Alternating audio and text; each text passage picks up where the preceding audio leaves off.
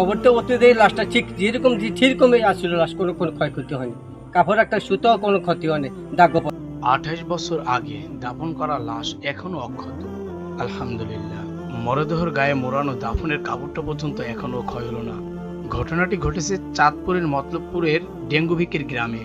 লোকটির নাম ছিল সাহেব আলী খান। সম্প্রতি রাস্তা সংস্করণের কাজ চলছে, ফলে সাহেব আলী সাহেবের কবরটি রাস্তার পাশে থাকায় তার ছেলে সহ এলাকার কয়েকজন মিলে তার লাশটি অন্য জায়গায় নেওয়ার জন্য কবরটি খুঁড়ে যা দেখা গেল, লাশটি একদম অক্ষত।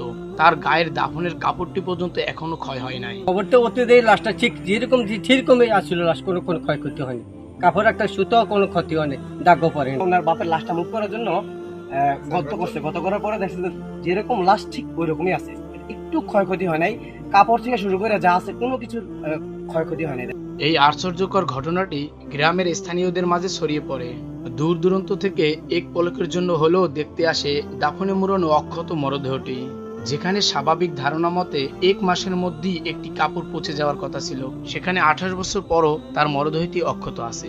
এই মরদেহটির কাপড়টা পর্যন্ত এখনো ক্ষয় হয়নি। আলহামদুলিল্লাহ, হালাল রিজিক খাওয়ার কারণে আল্লাহ তাআলা তার দেহকে এখনো অক্ষত রেখেছে। এতে করে বোঝা যায় ভালো মানুষদের কবরকেও আল্লাহ হেফাজত করবে।